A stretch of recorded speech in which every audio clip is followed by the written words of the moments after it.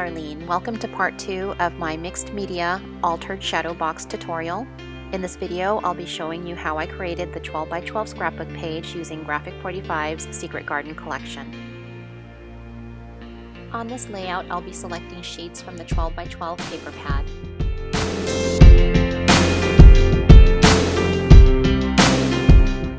First, I'm cutting the spines off the 12x12 sheets.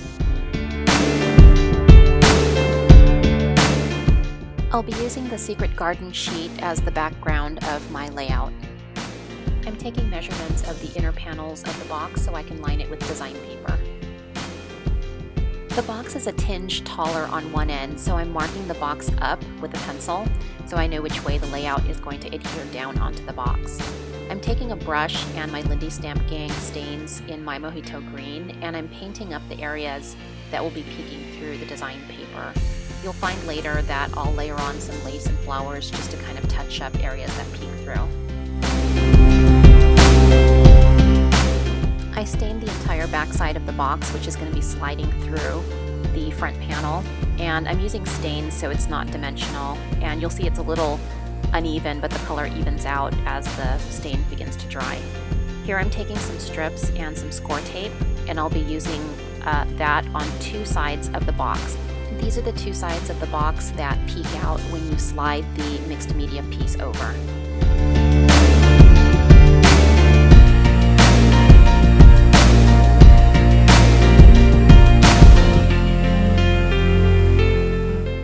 I'll also adhere 4 strips to the inner panels of the box so it finishes off the inside. I'll be using score tape to adhere down the main background of my page.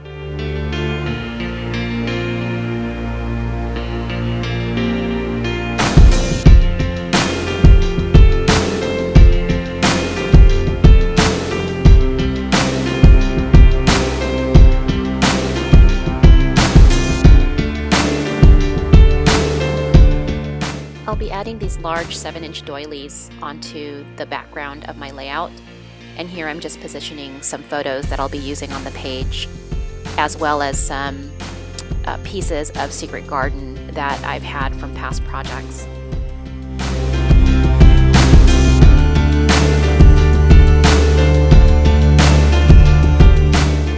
The Secret Garden chipboard elements are perfect because you can accent your projects and coordinate nicely. Here I'm taking some rosette trim, and I'll be incorporating a few of those onto the edges where some of the raw box was peeking through. I'm applying some score tape along the side of the page, and I'll be adding some lace to finish off the edges. I really didn't like the way that the box was sort of peeking through, and so this was my solution to that.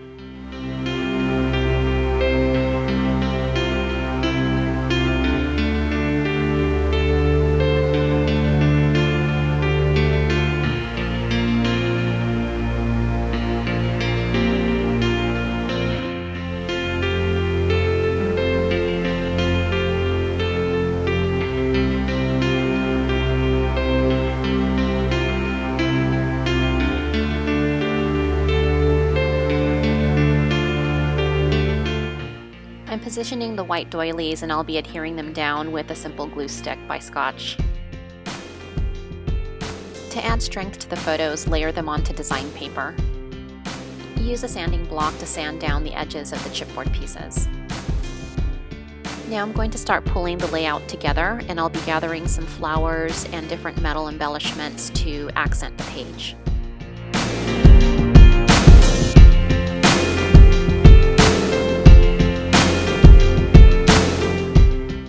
Here I'm going to start off with adhering down the photos. I'm going to lay one photo down flat, and the second photo I'm going to overlay it slightly on the other photo but use dimensionals to pop it up a little bit.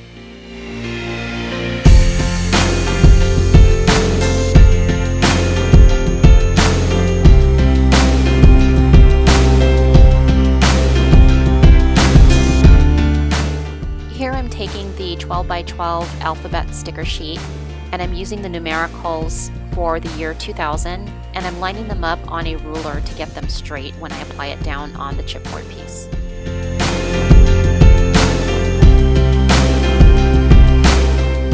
These are stamen bunches from I Am Roses. I decided to use the entire bunch, 2 of them, on either side of the bunch of flowers. I'm also adding some rosebuds from my stash to add an additional layer. Hot glue tends to be my preference to adhere down flowers onto a project, and it holds down really well. To get rid of those unwanted hot glue spider webs on your project, use a heat tool to blast them away. I'll be balancing out the softness of the layout where I use mulberry and lace, and I'll be adding some metal to sort of bring in the feel of the mixed media cover that will be going over this layout. I'll be using a couple of Graphic 45 hinges to accent the edges of the photos. To finish off the inside corners of the box, I'm adhering some I Am Roses rosebuds with hot glue.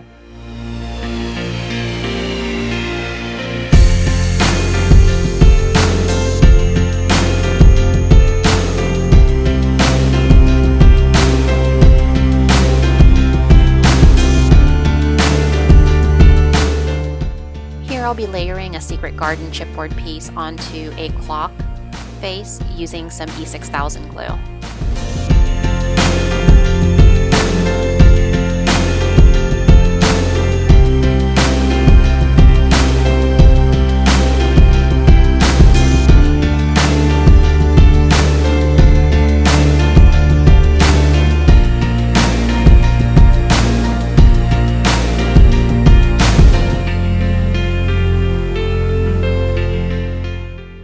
A miniature flower pot in my stash, so I decided to incorporate that onto the project. I'm going to use some gesso to color it up, and I'm not paying too much attention to the label that's on the flower pot because that'll be facing the layout and you won't see it.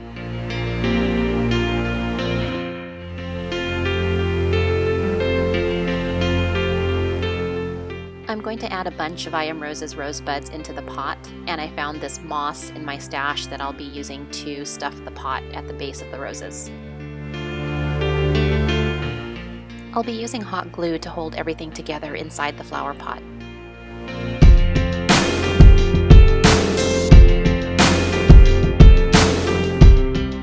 I needed something to boost the vintage labels that I'll be using in the shadow box, so I cut these strips of design paper in 2.5 by 4 1/4 and scored it every inch. And I'm going to use that to give the vintage labels a boost in my shadow box, and you'll see that here.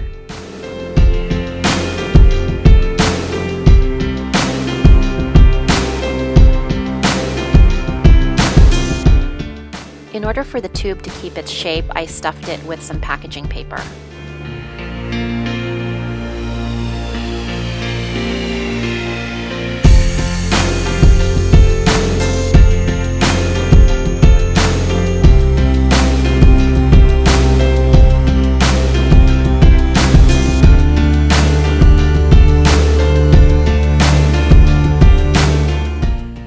Additional rosebuds around the vintage labels so they're not standalone, and here I'm putting the flower pot in position, and I'll be adhering that down with E6000 and hot glue. The hot glue will hold it down immediately, the E6000 will make sure it's not going anywhere.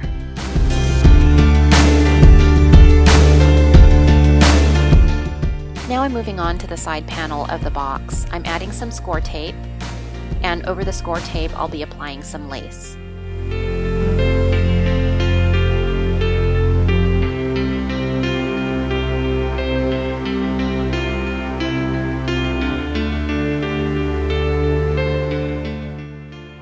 I'll also be accenting the side of the box with a metal tag, and layered over that will be an ornate metal label holder. And I'm taking a sticker from the sticker sheet, it says laughter, and I'll be adhering down the ornate label holder right over that. To anchor down the sides of the label holder, I'll be adding some I Am Roses rosebuds as well.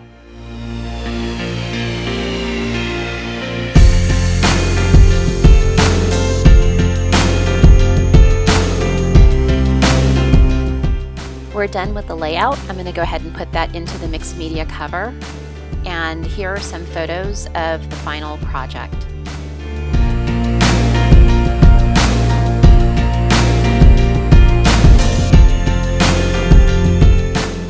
mixed media art is so fun. You can see the ornate door pull by Graphic 45 up on top, accented with flowers and other elements. You'll see the cheesecloth and the doilies and some of the stenciling that I did with the modeling paste.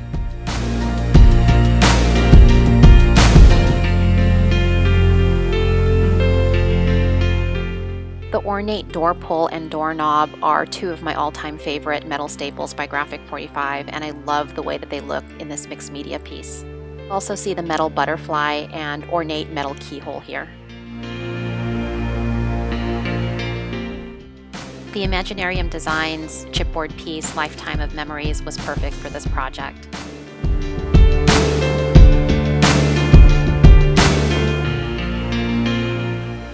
The stenciling detail with modeling paste really stands out with the Lindy Stamp Gang Starburst sprays.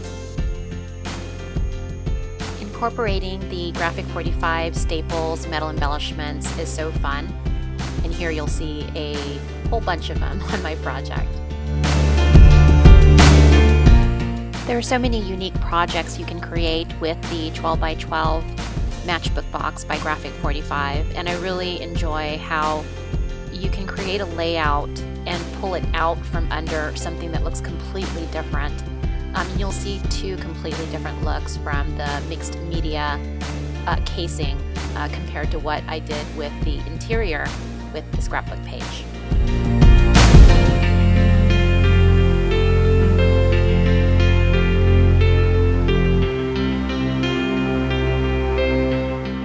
Thank you so much for joining me for this tutorial series. I hope you enjoyed it. If you have any questions, please leave a comment down below.